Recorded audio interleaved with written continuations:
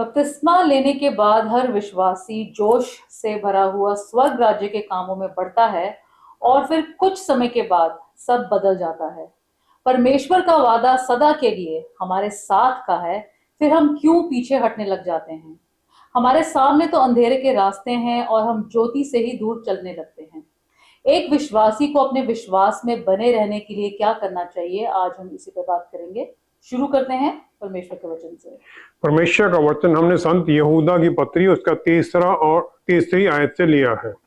यहाँ इस प्रकार लिखा है, हे प्रियो, जब मैं तुम्हें उस उद्धार के विषय में लिखने में अत्यंत परिश्रम से यत्न कर रहा था जिसमें हम सब सहभागी हैं, तो मैंने तुम्हें ये समझाना आवश्यक जाना कि उस विश्वास के लिए पूरा यत्न करो जो पवित्र लोगों को एक ही बार सौंपा गया था, क्योंकि कितने ऐसे मनुष्य चुपके से हमें आ मिले हैं जिनके इस दंड का वर्णन पुराने समय में पहले ही से लिखा गया था। वे भक्तिहीन हैं और हमारे परमेश्वर के अनुग्रह को लुचपन में बदल डालते हैं और हमारे एकमात्र स्वामी और प्रभु यीशु मसीह का इनकार करते हैं।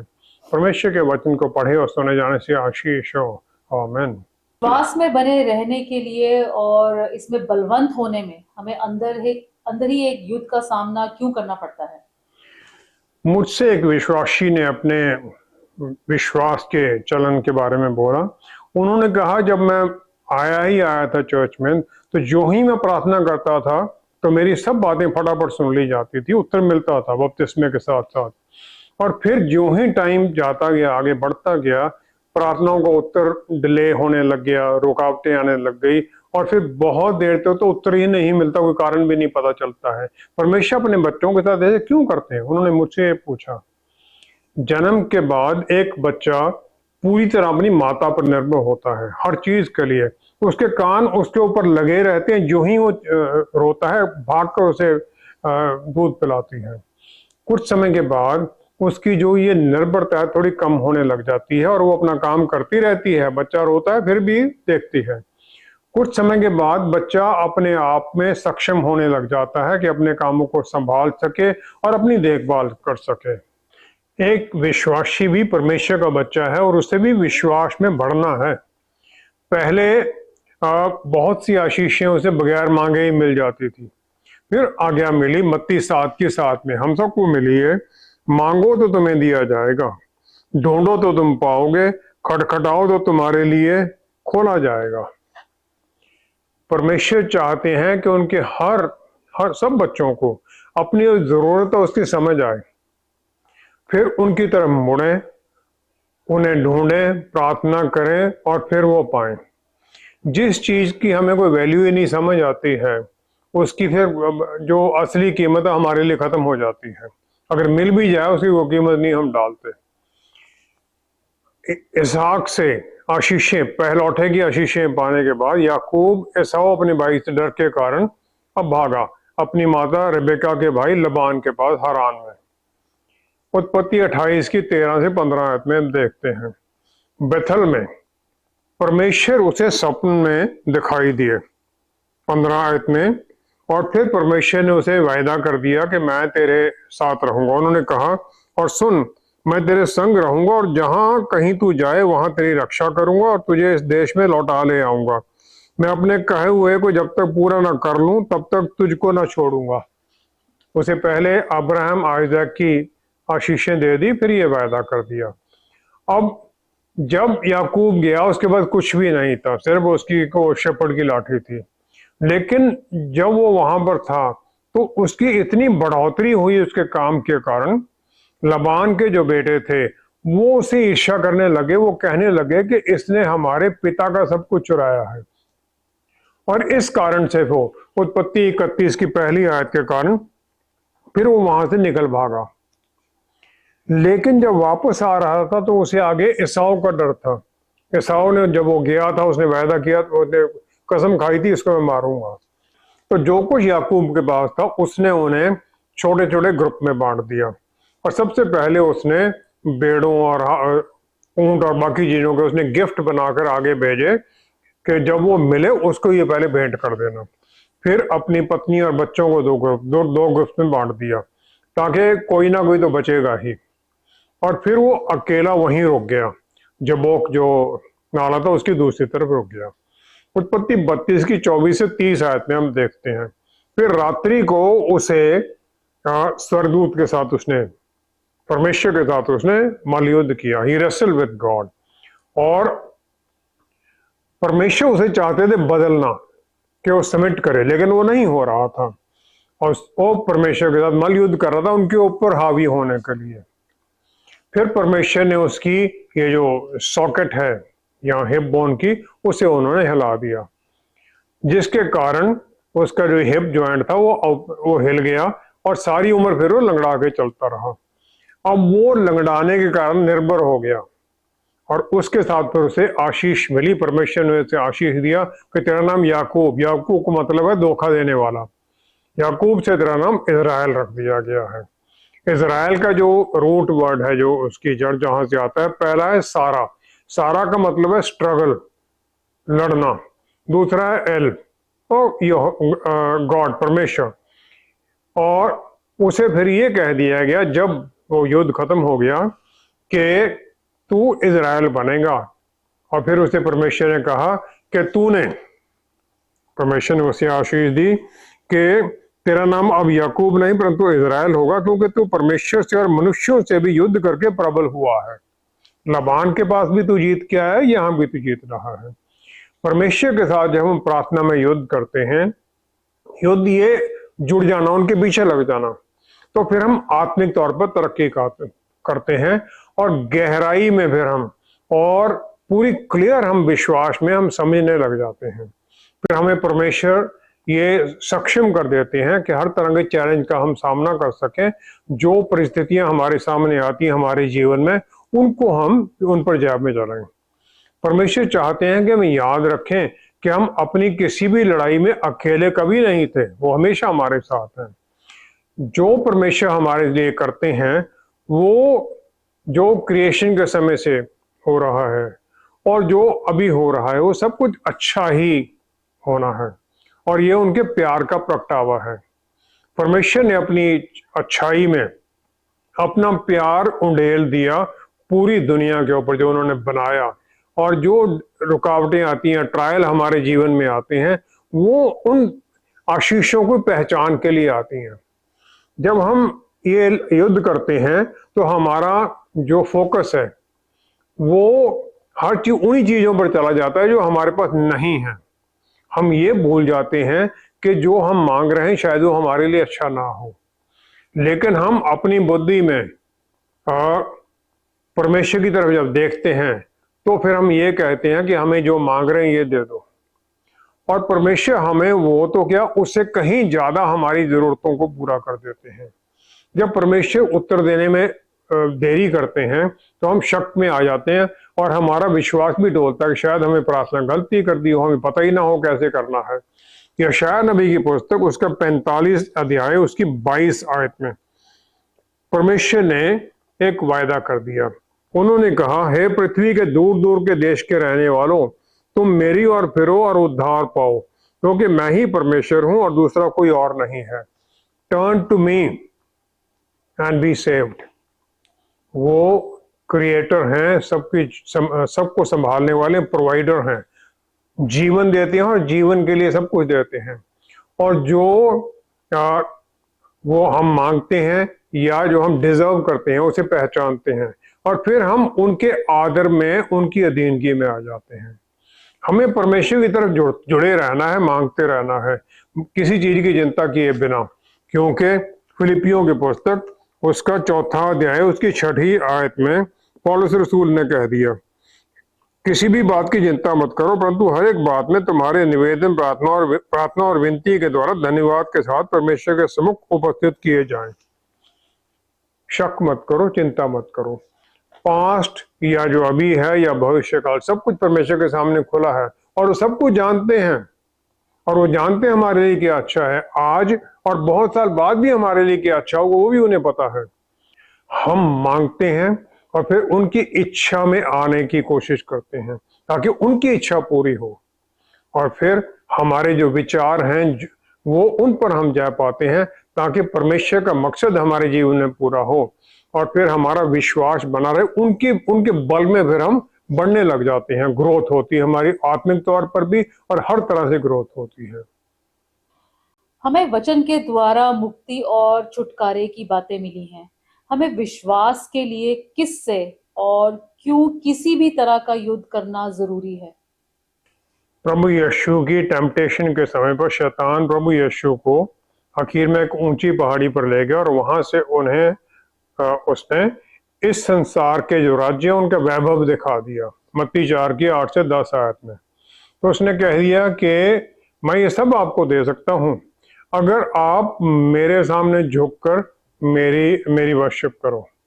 प्रभु यीशु ने उसे डांटा और उसे भागना पड़ा, क्योंकि प्रभु यीशु की सबमिशन, उनकी आज्ञाकारिता सिर्फ स्वर्ग में पिता की तरफ थी। यूहन्ना 14 की 30 आयत में सब विश्वासियों को आशीष देने के बाद में, शांति की आशीष देने के बाद में प्रभु यीशु ने बड़े कॉन्फिडेंटली ये कह दिया 30 आयत में, अब तुम्हारे साथ और बहुत बातें ना करूंगा, क्योंकि इस संसार का सरदार आता है, मुझ पर उसका कोई अधिकार नहीं है। शैतान का मेरे पर कोई अधिकार नहीं, उन्होंने बोला। शैतान और उसकी दुष्टता की जो ताकतें हैं उनके ऊपर उनका अधिकार बनता है, जो उनके अधिकार में आ जाते हैं। राजा दाऊद ने रिपेंट किया और परमेश्वर से माफी मांगी जो उसने पाप कर दिया था बातशीबा के साथ, और ऊरिया जो उसका पति था उसकी भी उसने मृत्यु करा दी थी। तो उन्होंने कह दिया भजन संहिता 51 का 5वीं आयत में उसने कहा, देख मैं अधर्म के साथ उत्पन्न हुआ और पाप के साथ अपनी माता के गर्भ में पड़ा। पाप के साथ यह नहीं कि उसकी माता ने कोई पाप किया था, हमें पाप की प्रवृत्ति में हमारा जन्म होता है। आदम के बाद वही प्रवृत्ति चल रही है सबकी, और ये नेचुरल टेंडेंसी है हमारी कि हम पाप करते हैं और शैतान के अधिकार में रहते हैं। लेकिन एक विश्वासी को ये डरने की जरूरत नहीं है, क्योंकि हमें उनके शैतानी ताकतों के बुराई के कंट्रोल से छुड़ा लिया गया है। हमारी बुराई की नेचर चलती है, लेकिन क्योंकि हमें माफी मिलती है और जब हम फिर दोबारा पाप करते हैं, फिर माफी मांगते हैं और नया जन्म पा लिया प्रभु यीशु में, तो हमें माफी मिल जाती, छुटकारा हमें मिला हुआ है। कुलूसियों की पुस्तक 1 अध्याय उसकी 13-14 आयत में हम देखते हैं। पौलुस रसूल ने कह दिया कि उसी ने, परमेश्वर ने हमें, गॉड द फादर, उन्होंने हमें जो अंधकार के वश से छुड़ाकर अपने प्रिय पुत्र के राज्य में प्रवेश कराया है। और फिर आगे कह दिया जिसमें हमें छुटकारा अर्थात पापों की क्षमा प्राप्त होती है। हमें प्रभु यीशु के राज्य में उन्होंने प्रवेश करा दिया है, तो शैतान के राज्य से हमें निकाल लिया गया है, हमें वहां से आजादी मिल गई है। लेकिन बहुत लोग हैं जो वहीं रहते हैं, विश्वास में हैं, लेकिन उन्हें पता ही नहीं कि हम आजाद हो चुके हैं और वहीं फंसे रहते हैं। प्रभु यीशु ने, मुक्तिदाता ने, हमें फिर एक और बात बता दी कि हमारे अंदर ये द्वंद्व, ये लड़ाई चलती क्यों रहती है। क्योंकि बहुत लोग हैं जो चर्च के अंदर भी हैं जो सिखाते और विश्वास करते हैं झूठ के अंदर। प्रभु यीशु ने फिर हमें एक और कारण दे दिया कि हमारे अंदर लड़ाई क्यों होती रहती है। उन्होंने कहा चर्च के अंदर बहुत लोग विश्वास करते हैं और सिखाते हैं जो झूठ है। और फिर मत्ती 7 की 15 में प्रभु यीशु ने हमें सिखाया, झूठे भविष्य वक्ताओं से सावधान रहो, जो भेड़ों के भेष में तुम्हारे पास आते हैं, परंतु अंदर से वो फाड़ने वाले भेड़िए हैं। बाहर से कुछ और दिखते, अंदर से कुछ और है। पुराने नियम में इजरायली लोगों को बार बार ये चेतावनी दी गई कि ऐसे लोगों से बचो जो परमेश्वर के तरफ से बोलने की कोशिश करते हैं लेकिन झूठ बोलते हैं। यूहन्ना 10 की 10 में प्रभु यीशु ने हमें आशीष दी अनंत काल का जीवन, वो भी बहुत आयत में पाना, ताकि हम परमेश्वर की नॉलेज में ये पाते रहते हैं। लेकिन उन्होंने फिर कह दिया शैतान आता है चुराने के लिए। चुराता क्या है? हमारी जो टेस्टिमनी है, दूसरों के सामने हम विश्वास में चल रहे हैं, उसकी गवाही वो चुराता है। फिर आता है घात करने के लिए, जो आत्मिक मृत्यु है उसमें हमें पाप पे द्वारा ले जाना चाहता है, और नष्ट करने के लिए आता है। 3 काम करता है वो। हमारे अंदर वो बुरी इच्छाएं डालता, एक्सक्यूज बना देता है, किसी को पता नहीं चलना तू कर ले, कौन देख रहा है। और फिर वो क्या ये भी कहता है सब कर रहे हैं तो तुम क्यों नहीं कर सकते, करो करो कोई बात नहीं है। संत यहूदा की पत्री उसके 4 से 6 आयत में। संत यहूदा भी हमें वार्निंग देते हैं इस तरह के जो भेड़िए आ जाते हैं संतों के असेंबली में। उन्होंने 3 एग्जाम्पल इसमें दे दिए जो अनुग्रह से गिर गए। पहले तो वो स्वर्गदूत थे जिन्होंने नेचुरल ऑर्डर से बाहर निकल गए और उन्होंने अपने आप को फिर बंधुआई में डाल दिया, उन्हें अनंत काल की चेंज में बांध दिया गया। दूसरा सदोम और गमोरा का वो एग्जाम्पल देते हैं, उसके आसपास के शहरों का, जिनके पास सब कुछ था, उपजाऊ धरती थी, सब कुछ था, लेकिन वो पाप में इतना चले गए, नष्ट कर दिए परमेश्वर ने। तीसरा है इजरायली लोग जिन्हें मिस्र की दास्ता से परमेश्वर छुड़ा के लाए, लेकिन फिर वो अपने पापों के कारण फिर बंधुआई में चले गए। हम अपने विश्वास के लिए लड़ते हैं ताकि हम अपने आप को बचाएं उन लोगों से जो वचन तो ठीक वचन की तो बात करते हैं, लेकिन सच्चाई को गुमराह के तरीके, गलत तरीके से पेश करते हैं।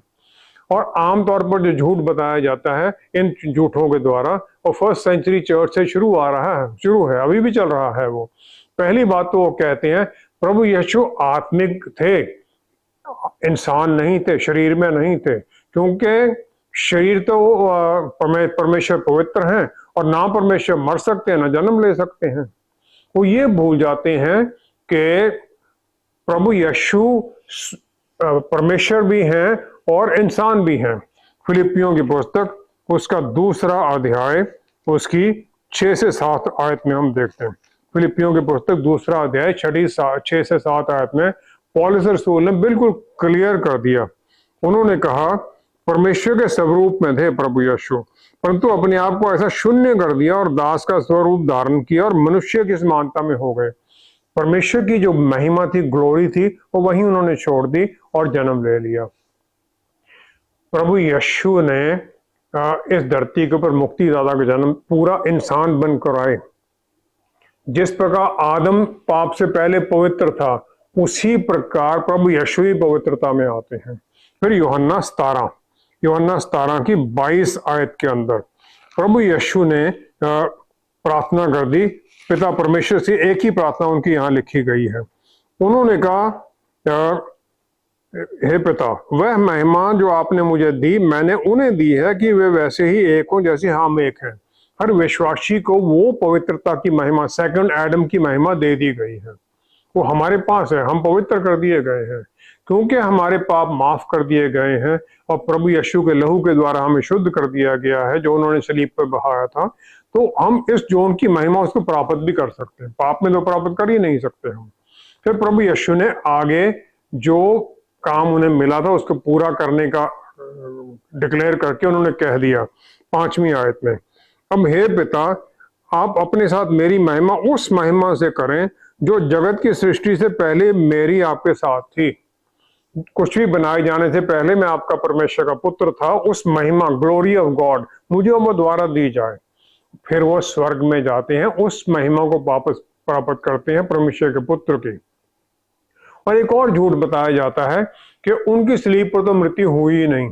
और यही जो यहूदी लीडर थे उन्होंने उस समय कोशिश भी की। मत्ती 28 में इसके बारे में भी लिखा भी गया है।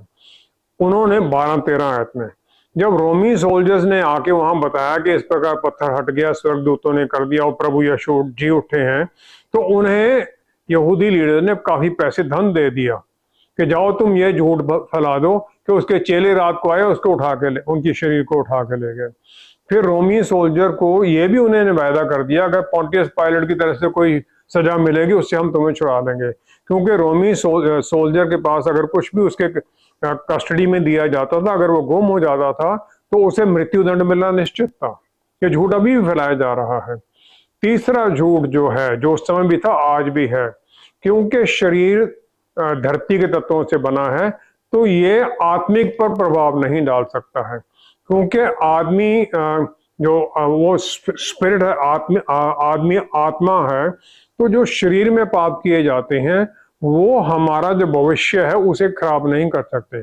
हमारी आत्मा तो स्वर्ग में जाएगी, धरती पर शरीर है उसको कोई फर्क ही नहीं पड़ता। उन ये कहते हैं, वो ये भूल जाते हैं कि नरक भी है और अनंत काल का उसमें तकलीफें भी आनी हैं। यहूदा की पत्री, संत यहूदा 3 आयत में उन्होंने हमें सिखा दिया, वही वार्निंग दे दी। उन्होंने कहा मैं तुम्हें ये समझाना आवश्यक जाना कि उस विश्वास के लिए पूरा यत्न करो जो पवित्र लोगों को एक ही बार सौंपा गया था। वो विश्वास, प्रभु यीशु में विश्वास, उस पर विश्वास करो। उनका इंसान बनना, पापों के लिए अपने आप को कुर्बान करना, हमें मुक्ति मिलना, ये सब बातों को ध्यान रखो। ध्यान रखो कि इसका हमें फिर बाद में न्याय भी होना है। जो पाप में डूबे हुए हैं, उन्हें इनकार करें, उनका न्याय भी होगा। पहली सदी में जो लोग थे विश्वासी, उनके पास पवित्र बाइबल नहीं थी। हमारे पास तो सब कुछ है। उनके पास जो पौलुस रसूल या पतरस या दूसरे जो रसूल थे, जो चिट्ठियां लिखते थे या जो प्रीचर इस प्रकार आते थे, उन्हीं से वो सीखते थे। कुछ सच्चाई बताते थे और बहुत आज की तरह मिनिस्ट्री में आते हैं सिर्फ बिजनेस के तौर पर, अपने आप को ऊपर उठाने के लिए, और फिर वो झूठ ही बताते हैं। वो ऐसी बातें बताते हैं जो कि सुनने वालों को पसंद आए, क्योंकि उन्हें खुश करके ही पैसे मिल रहे हैं। पवित्र आत्मा हमें दिए गए हैं कि हम पहचान करें और ऐसी जो झूठ की आत्मा है उन्हें पहचानें, और फिर हम विश्वास में स्ट्रांग बल में बढ़ते जाएं। हमें विजिलेंट रहना है, ताकि हमें ये नहीं, विजिलेंट का मतलब ये कोई भी आ रहा है उसको तिरस्कार कर दो, नहीं, पहचान करो। और फिर ऐसी जो झूठ की ताकतें हैं उनको हम चैलेंज करते रहें, जो हमारे विश्वास को नष्ट करके हमें भ्रमाना चाहते हैं, भ्रम में डालना चाहते हैं। इस प्रकार हमें हर पल बिल्कुल पूरी तरह से ध्यान रखना है, कहीं को गलत ना हो, और उसके मुताबिक फिर हम चलते रहें। विश्वास की ये लड़ाई एक विश्वासी कैसे लड़ता है ताकि अपने आप और अपने परिवार को विश्वास में बनाए रखें? व्यवस्था विवरण 6 अध्याय 2 से 8 आयत में मूसा ने यहूदी लोगों को ये आज्ञा दी कि अपने घर के अंदर वचन को और अपने जीवन में वचन को एक पूरा महत्व दें। और फिर उन्होंने कहा अपने दरवाजे के ऊपर और अपने माथे के ऊपर भी, और प्रेयर में वचन को याद रखें, वचन को दरवाजे पर लगाएं, माथे पर लगाएं। और फिर उन्हें यह भी कहा कि वचन को अपने बच्चों के साथ, अपने घर में हर पल उनके साथ बातें करते रहो, डिस्कस करो, ताकि उनके मन में ये बैठ जाए और वो वचन में बढ़े। मार्कुस 12 की 30 आयत में प्रभु यीशु ने आज्ञा दी हर विश्वासी को कि अपने परमेश्वर से सारे मन से और अपने सारे प्राण से और अपनी सारी बुद्धि से और अपनी सारी शक्ति से प्रेम रखना। कंप्लीट जो आपका होल बीइंग, आपका पूरा वजूद है, उससे परमेश्वर को प्यार करना। हाफ हार्टेड नहीं है, आधा अधूरा प्यार नहीं है, पूरा फुलनेस है। और जो बुराई की ताकतें हमें हर तरफ से डिस्ट्रैक्शंस में लेके जाती हैं, बुरे विचार, इच्छाएं लाती हैं, और अंदर बड़ी डीप लॉन्गिंग्स आने लग जाती है, आता रहता बार बार, नहीं ये कर लो। और फिर हम इनको पवित्र आत्मा के बल के साथ इनसे छुटकारा पाते हैं। यहूदा की पुस्तक पत्री संत यहूदा उसकी 20 से 23 आयत में फिर उन्होंने हमें ये बता दिया, क्लियर कर दिया। उन्होंने कहा, हे प्रियो, तुम अपने अति पवित्र विश्वास में उन्नति करते हुए और पवित्र आत्मा में प्रार्थना करते हुए अपने आप को परमेश्वर के प्रेम में बनाए रखो, और अनंत जीवन के लिए हमारे प्रभु यीशु मसीह की दया की बाट जोहते रहो।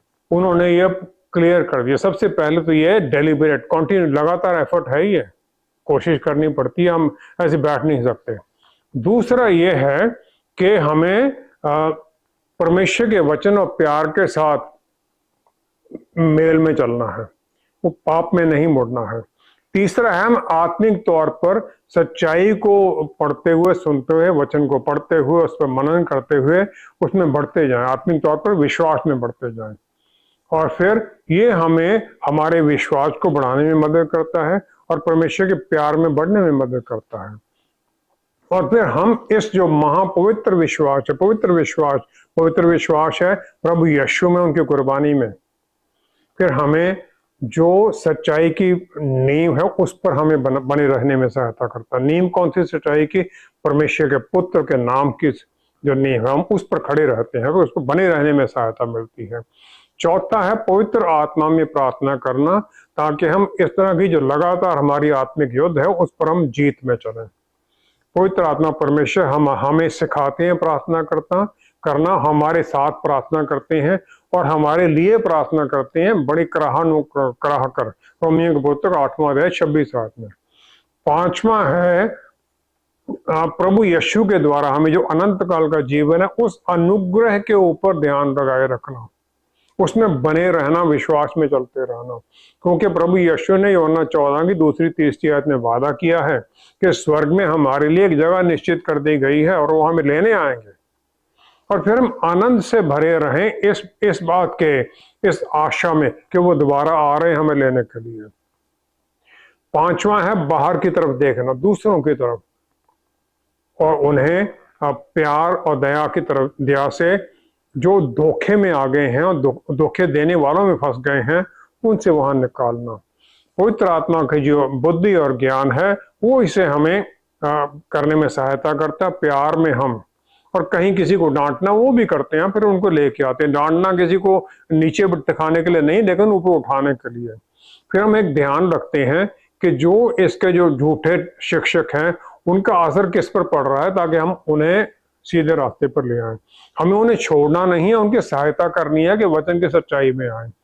छठा है डिलीजेंस, लगे रहना, ताकि जो धोखा खा गए हैं उन्हें उस आग से हम निकाल सके। प्रभु वहां यहूदा ने कहा आग से निकालना, जो आग है अनंत काल की जो आग है उससे निकालना, उसमें जाएंगे वो नहीं। तो हमें पाप से फिर घृणा करनी है। उन्होंने कहा बैग के साथ दया करो, उस वस्त्र से भी घृणा करो जो शरीर के द्वारा कलंकित हो गया है। जो वस्त्र शरीर का मतलब पाप जो किए हैं, जो वो हमारे शरीर जो वो इंसान है उससे भी घृणा करो, जो उसके पाप के वो काम है उसे वहां से निकालो, उसको निकलने में सहायता करो। क्योंकि पाप की जो पकड़ है बहुत मजबूत है और लगातार काम करना पड़ता है ताकि उसमें से निकाल कर उन्हें रोशनी में, सच्चाई में लेके आया जाए। हम आधा अधूरा नहीं छोड़ सकते हैं, यहूदा यही कहते हैं। फिर 24 से 25 आयत में उन्होंने हमें ऊपर की तरफ देखने का कह दिया। उन्होंने कहा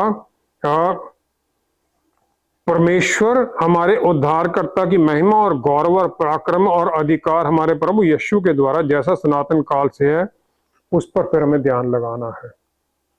हम परमेश्वर पिता की तरफ देखते हैं ताकि हमें पवित्र आत्मा द्वारा गाइड करें और फिर अब कंसर्न बनाए रखें हम उन लोगों के लिए, अपने लिए भी और दूसरों के लिए भी, अपने परिवार के लिए भी, जो परमेश्वर का परिवार सबके लिए। और जो चारों तरफ ये झूठ फैला हुआ है, जो ये झूठ के शिक्षक हैं, जो शैतान के एजेंट हैं, उनसे हम लोगों को निकलने में फिर सहायता करते हैं।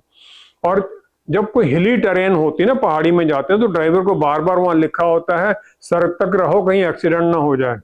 जो हमारे जीवन का ये यात्रा है, इसमें भी हमें इसी प्रकार सतर्क रहना है ताकि हम परमेश्वर के नजदीकी में रहें। नहीं तो हमारा भी विश्वास का एक्सीडेंट होगा और हम विश्वास से गिर के पाप में चले जाएंगे। हम अपने आप को बचाएं, दूसरों को भी बचने में सहायता करें। आइए हम प्रार्थना करें। पिता परमेश्वर, धन्य है आप, हमें सिर्फ छुटकारा ही नहीं दिया, लेकिन आप हमारी कमजोरियों को जानते हुए आपने हमें पवित्र आत्मा दे दिए जो कि हमें अंदर से बल से भरते हैं, सब कुछ सिखाते हैं, वचन याद कराते हैं, ताकि हम उस आशीष में चल सकें। सहायता कीजिए हमें कि हम पहचान सकें झूठे शिक्षकों को, उनके झूठ को, और उससे बचे रहें। पवित्र आत्मा परमेश्वर हर जन को जो हम जुड़े हुए हैं बल दीजिए, आशीष दीजिए, ताकि हम एक दूसरे की मदद करते हुए आपके प्यार में बढ़ते जाएं। पिता परमेश्वर, धन्यवाद सहित सब कुछ प्रभु यीशु के प्यारे नाम में मांगते हैं। आमीन, आमीन। हम विश्वास किस पर करते हैं और हमारे जीवन में ये कितना महत्व रखता है, इसी में बने और बढ़ते रहने के लिए हमारा हर काम केंद्रित होता है। जो जरूरी है उसी की सुरक्षा लोग करते हैं ताकि कहीं हम रह ना जाएं। बस हमें वचन में बने रहना और मुक्ति की आशा में बल पाने के लिए फिर उसी से सहायता मांगते और पा लेते हैं जिसने हमें ये मुक्ति दी है और जो हमारे लिए सलीब पर कुर्बान हो गया। Thank you so much for watching. See you next time. Stay blessed. Shalom.